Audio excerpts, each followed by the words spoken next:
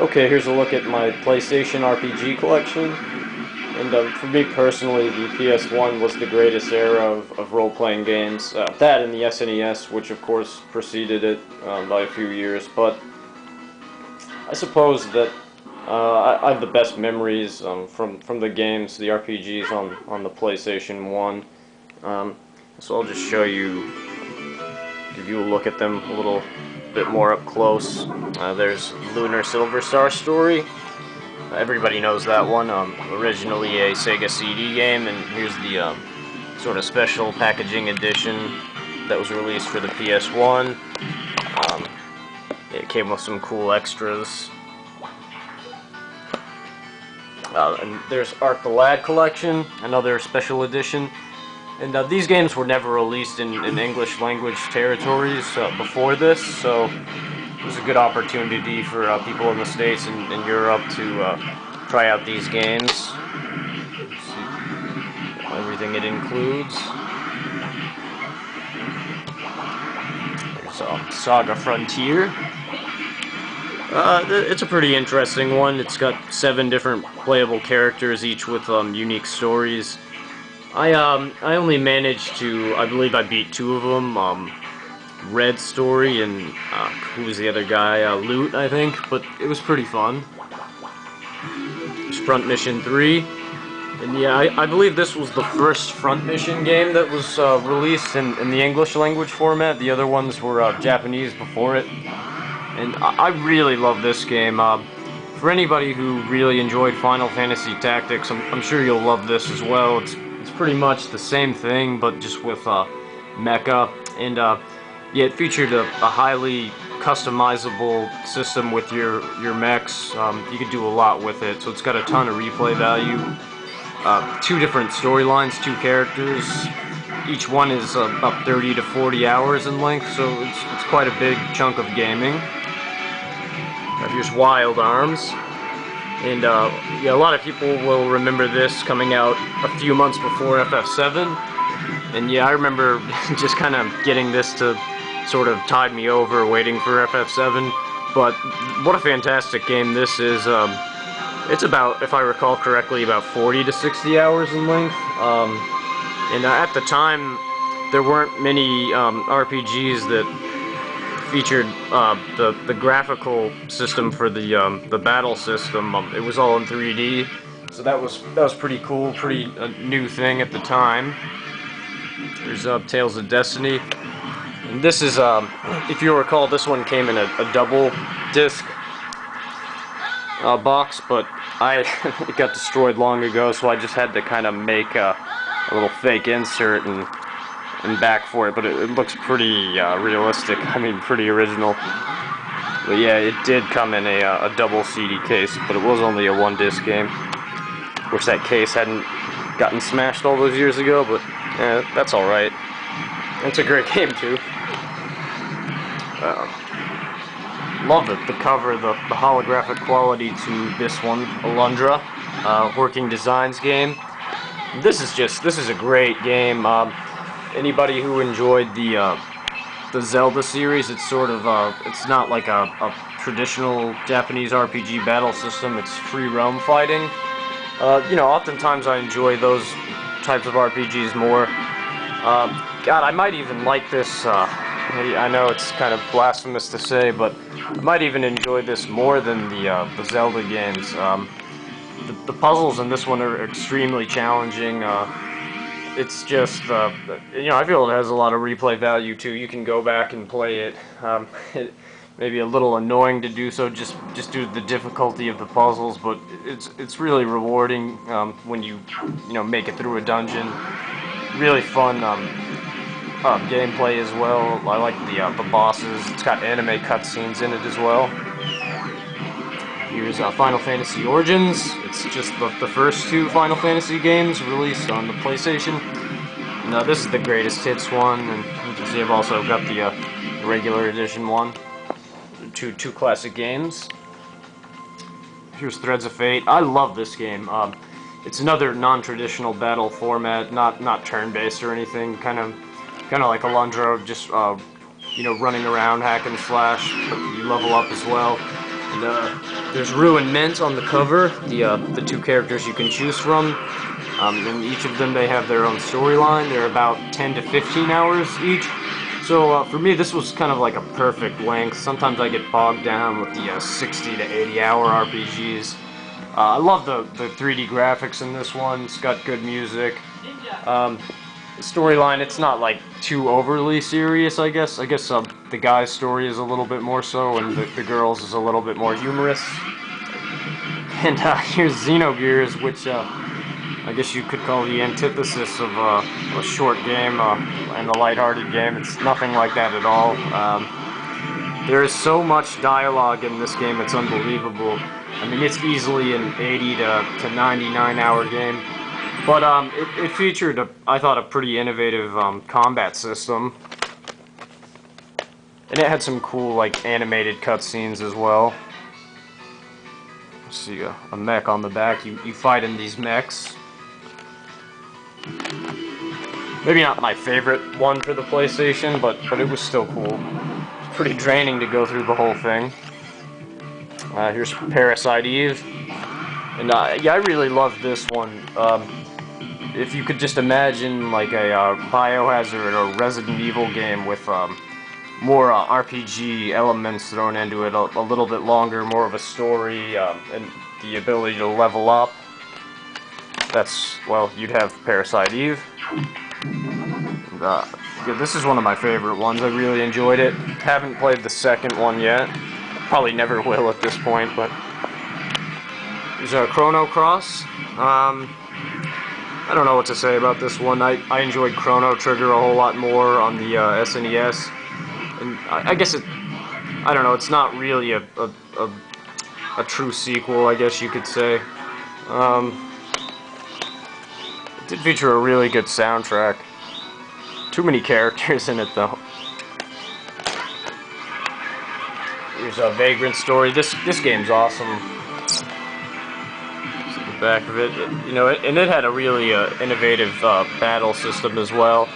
It's fairly challenging.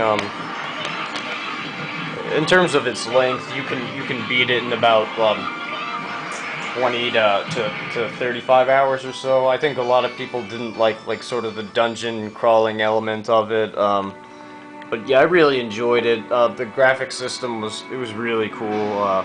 Had a very dark mood to it. Here's Slayer's Wonderful, and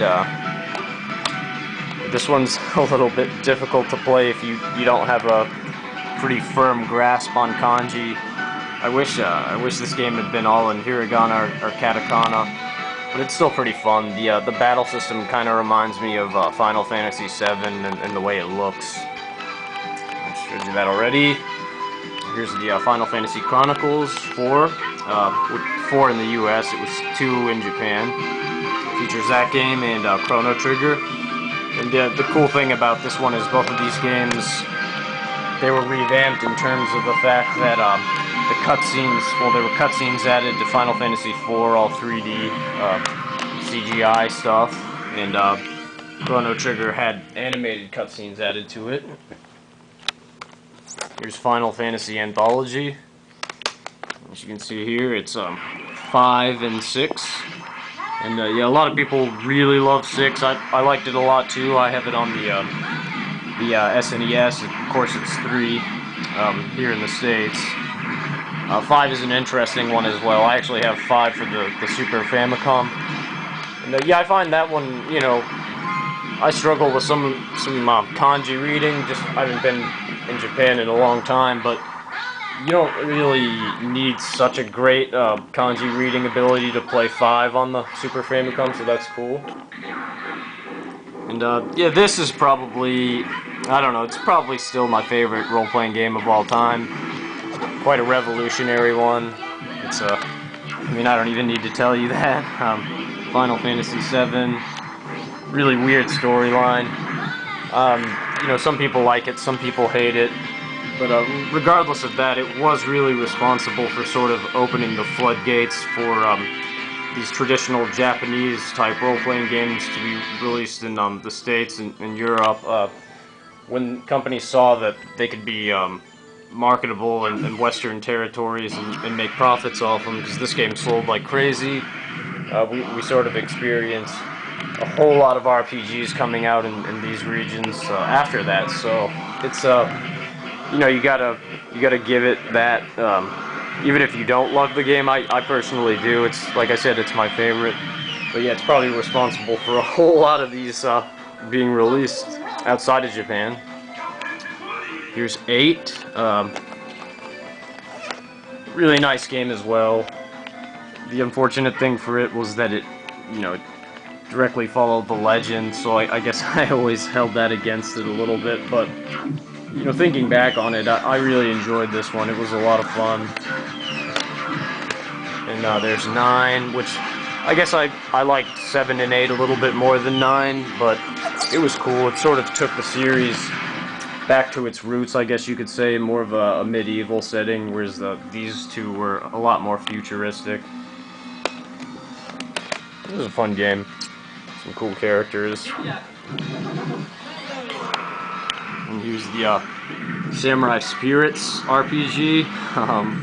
Again, one of those that, if you don't really have a firm mastery of kanji, this one can be really baffling. So, I never really got around to playing it all that much, unfortunately, so I can't tell you a lot about it. Here's one that I don't need to tell you a whole lot about, because it's pretty well known. Symphony of the Night. An RPG with a lot of platforming elements to it, of course. I guess it could be somewhat debatable what genre you'd classify it as, but I would call it an RPG. Here's a classic from Blizzard.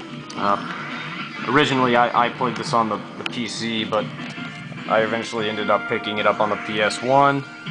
The 2-player action on it is pretty cool. And yeah, that's a fantastic game. Don't need to really explain it much. Everybody knows it. Here we have Breath of Fire 3.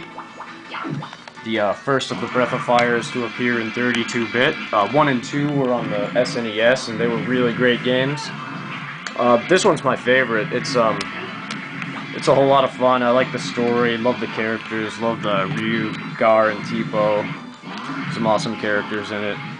It's got a really weird storyline, like when you get to the end of the game. And it's quite a lengthy one as well. I would say you're looking at least 40 to 60 hours, depending on all of the side quests and things like that you want to delve into. And yeah, right behind FF7, this is probably, well, right up there with it. These are I would say my 2 favorite games, 2 favorite RPGs on the PS1. No, yeah, what's not to love about this game? It was just a really awesome game. It was kind of like well, I did play some of the Shining Force games, which are kind of like tactical strategy RPGs as well. But this one's far deeper than those are. This one has immense replay value. You can see them right here, all the different classes you can select, and like the Deep Dungeon was another extra. Wow, awesome music, unbelievable storyline.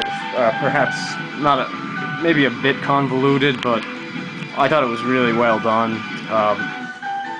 So yeah, I totally recommend this one for anyone who hasn't played it. It's one of the best role-playing games of all time, no doubt. Now, finally, the last 2, we've got Legend of Dragoon. This one's a 4-disc one. It's kind of I guess I would compare it to FF7. Not nearly as good, but this was made by Sony Computer Entertainment, not Squaresoft.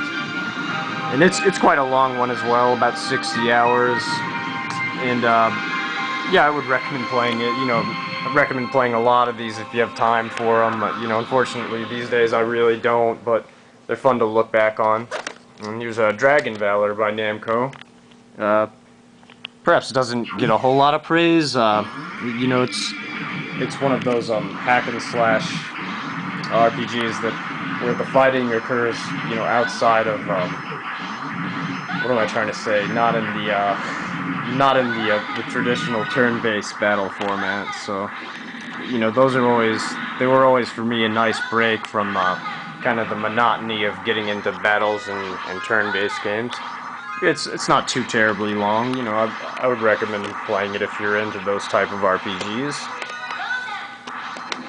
But yeah, just kind of a brief description. You know, I could easily go into each one of these with 15 or 20 minutes, but I just thought I'd kind of show you the collection of PlayStation 1 RPGs I have and give sort of a brief overview of all of them.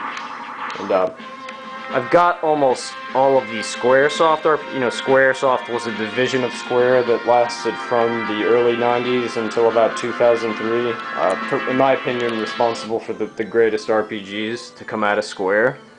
And I'd like to get them all. I don't know if I'd have time to play them anymore, but the only ones I'm missing to complete the PS1 Squaresoft collection would be, let me think, it's Parasite Eve 2, Saga Frontier 2, Chocobo's Dungeon 2, and I know there's one more I'm leaving out, but yeah, someone could comment in there. I haven't gone over the list in quite a while. What was that one? Damn it, I'm not gonna remember it. Yeah, anyway, so look at my PS1 RPG collection. Yeah. And this is the last day of 2011, so yeah, hope everyone had a great year, and hope everyone has an even better year upcoming, and I'll talk to you later.